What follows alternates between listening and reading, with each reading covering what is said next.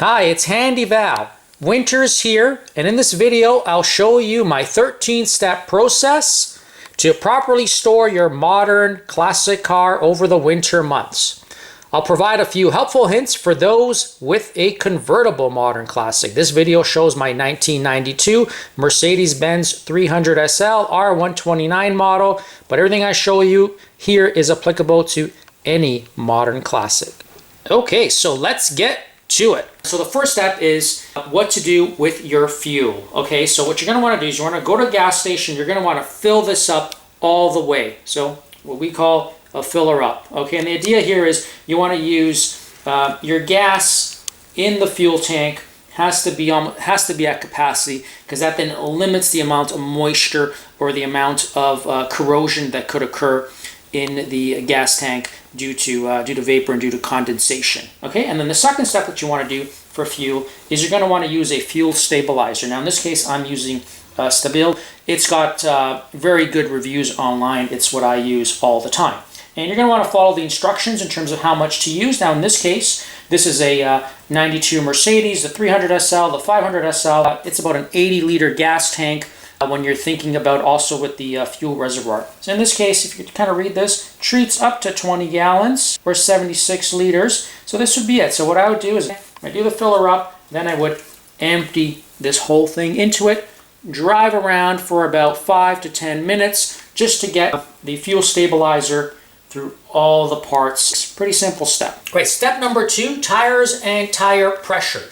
Now the recommended tire pressure for this car, for the rear tires, is 35 psi. The maximum the tire could take, and it'll be written on the sidewall of the tire, now in this case it's 50 psi. I like to go somewhere in between, so that will be 42.5 psi. Now other people as well, what they do is also jack the car up, maybe leave it a little bit up so you don't put pressure on the tire. And then even if you ever want to take the car out, if you got it on jacks, it becomes quite a problem. Now other people also, what they like to do, they kind of like to use styrofoam. You know, they kind of put the car on a piece of styrofoam to try to maintain the round bottom of the car, because if a car does sit like this for a long time, you will get a flat bottom tire here. Now it'll have to sit there for quite some time. So this is just a precautionary measure, quite a simple task, pretty straightforward. And you're going to want to go around and do it for all the tires. Now for these cars, back tire pressure is different from front tire pressure, so you're going to want to take note of that. Step number 3 is the battery, and you're going to want to use a battery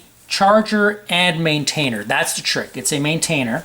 Now these batteries are, and you got to make sure they're meant for the car. This is a 12-volt battery, and it's a flooded battery, an AGM flooded battery. So you got to make sure you got those two selections are an option on the battery charger. Now they're all kind of a little bit different, so you're going to want to read your manual. But effectively what it is, you plug it in, one connector goes to the positive, and then the other negative connector doesn't go to the negative of the battery, but actually goes to a part of the car. So in these cars, very hard to see here a little bit, but the negative is connected to the body of the car, and you can kind of see it right over there. Once you have it connected, you're just going to make sure that the cable there is properly put on. You know, it doesn't necessarily come into contact with something that could be jagged. And you're just going to want to leave your trunk like that. All right, we're on step number 4, but really this should probably be your first step. Wash your car exterior, obviously. If you want to wax it, depending on when you waxed it, it probably is a good idea. An important step when you are washing the car is to ensure you really give your rims a very good cleaning, okay? The last thing you're going to want to do is leave brake residue on the rim for a number of months. That will be awfully corrosive, and you'll really start to get pitting in your rims. So when you're going to wash your car, ensure that you go right around every rim and get all the brake dust off of it. The 5th step is interior cleaning. So you're going to want to certainly vacuum everything, okay? You're going to want to get into the back as well. Everything's got to be vacuumed. I've already kind of pre-vacuumed this already, but you're going to want to vacuum it. I mean, one of the important parts about vacuuming here is you want to ensure you don't have any like crumbs, pieces of cookie that you might have eaten, etc. That kind of is going to, piece of chocolate bar that would have fell down is lying down on the carpet that could welcome a critter. Okay, so it's awfully important to vacuum and ensure that there aren't any food residue anywhere in the car. Because the car is going to be sitting out for a while, what you're going to want to do is give all of your kind of like your plastic components reasonably good cleaning. It doesn't have to be perfect, right? You're going to want to just, again, part of this is moisturizing the plastic. You're going to also want to get, obviously, your dash. All right, so part of your interior cleaning also means ensuring your leather is clean. So again, it's going to be out for a while, especially the leather. You're going to certainly want to moisturize it, okay? So I'm using Meguiar's here, you know, put it on and just kind of just massage it into the leather, okay? Again, you're going to not necessarily, you're going to probably want to leave it a little bit on the wet side because you're trying to keep this as moist as possible. Step number 6 is, you know, once you've given it a good cleaning, the interior, is to drop in a few bags of, now you have options here. Using this thing, I've been using this air purifying bag. It's kind of like reusable, non-toxic, helps remove odors, allergens, pollutants, etc. So you're going to grab a few of these and you're going to want to maybe put them on your, all right, so the way I sort of see it, you're going to maybe want to dump one in the back, dump one there, and you're going to want to take one as well and put one. Step number 7 is, there's nothing for you to do here for step number 7 except do not use your parking brake. All right, your car is going to be out of commission, likely for a number of months. Using the parking brake could seize, you know, your parts of your braking system. Okay, step number 8 is all about seals and your convertible top seals. Okay, so there's a number of products you could use. I mean, one is a pure silicone kind of lubricating grease. You know, Super Lube makes a really good one. And again, silicone is really good for rubber, does not damage them. You could also go ahead, here's another product, you know, WD-40. You know, this is a water-resistant silicone lubricant. And then there's also this product here made by Clean Flow called Rubber Care. Now, there's a number of seals throughout your car. We're just going to focus on a couple of them. So here's one neglected part of your convertible system, especially for these 300 SLs and the 500 SLs. You're going to want to sort of try to lubricate this part. This is a part that I've kind of neglected, and I've just realized this right now. You know, a number of my other parts of my car, you know, my rubbers, you know, my seals, they've been treated either with the silicone or the Clean Flow Rubber Care, and they're in fantastic shape, except this guy. So what I recommend for this one, so you could either use, you know, kind of like the silicone spray guy here. In this case, you're just going to want to kind of just, you know, put a little bit in there. That's all you're trying to do, not too much, you know. Okay, and you're going to want to go right around the entire car. If there's a little bit of any excess flow, you're going to want to just use a rag to clean it up. Okay, if there's any that comes onto the paint. Okay, that's one seal. Again, if your seals throughout your car like these are in bad shape, okay, now I do every time I wash the car, I actually do treat these. Again, you're going to want to maybe use, you know, your silicone spray maybe on a rag and then apply it there. In this case, I'm not, because mine are very good.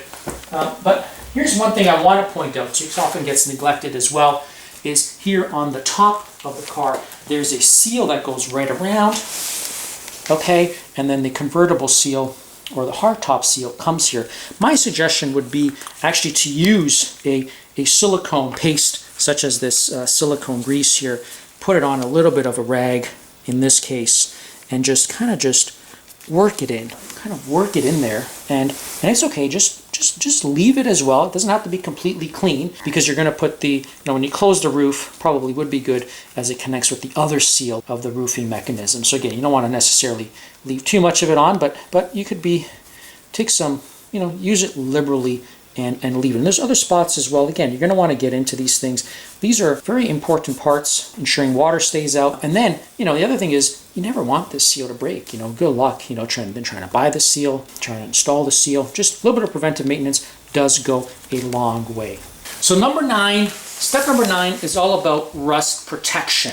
This is a concrete floor, depending on the value of your car, depending if it's a German car or an American car, you may want to drop a vapor barrier where your car is going to be sitting.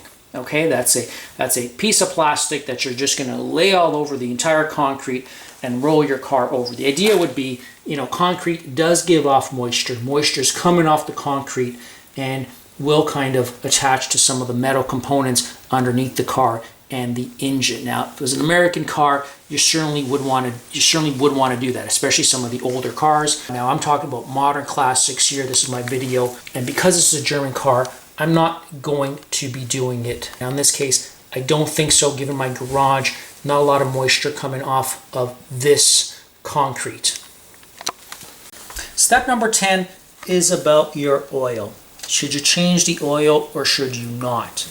I would suggest you should be timing your oil changes to be near the end of the season or very much just before you're putting it in storage. The idea here would be, depending on how much you drive the car, is that you'd probably do an oil change maybe once or twice a year, and you would time it that your last oil change of the season would occur roughly at around the time that you're going to be storing your car. Step number 11 is optional here, so it's all about your wiper blade. Your wiper blade kind of sitting in this position for a long time over the winter months would likely mean that it's going to flatten out the rubber and will likely mean that you will need to replace it. So one option you could do, again, it just depends, it's only a $10 to $20 part, is to remove the wiper blade.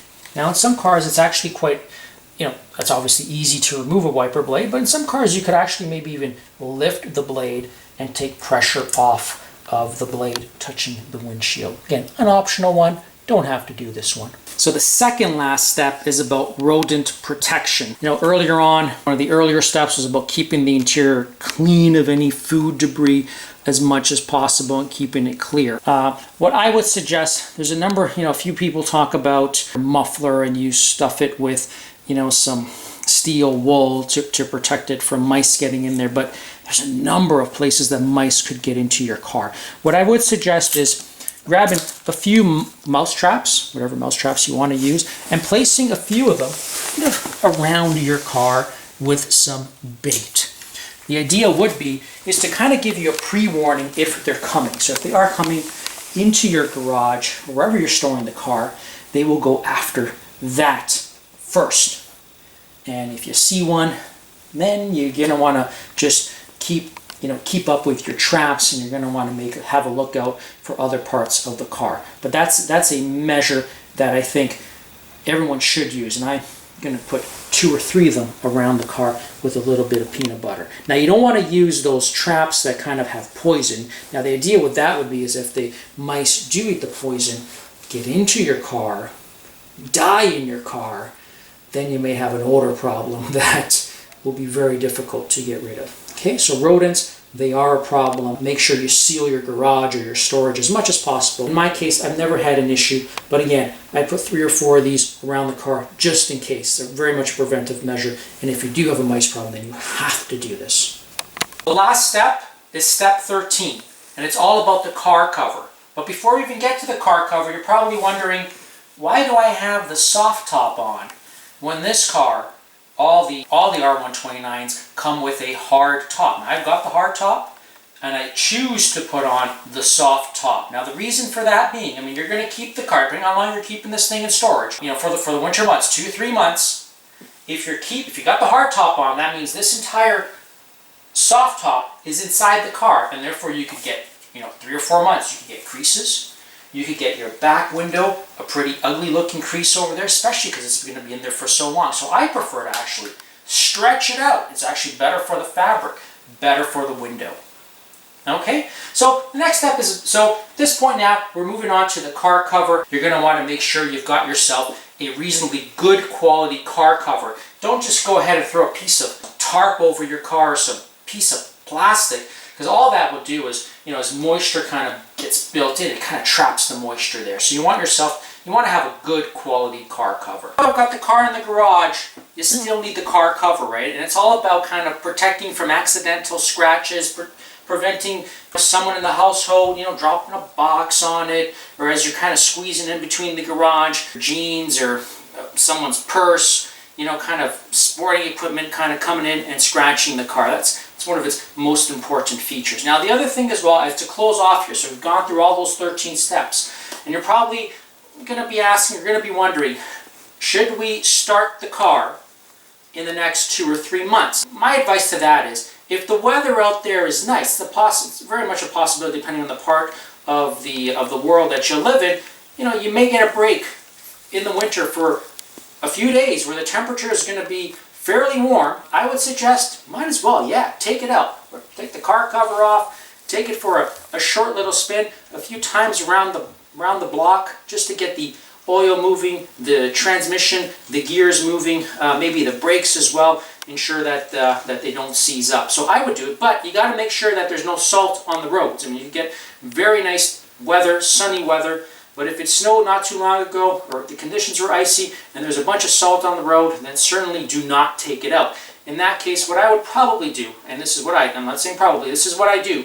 I take the car, I would kind of, if the conditions aren't so good, I would kind of start the car up, maybe once in the winter time, roll it out of the garage, let it idle 5 to 10 minutes, kind of get the oil going, and as you back up as well, you get the transmission fluid going a little bit, and then you're gonna, after that 5 or 10 minutes is over, you drive it back into the garage, let it cool down a bit before you put the cover back on.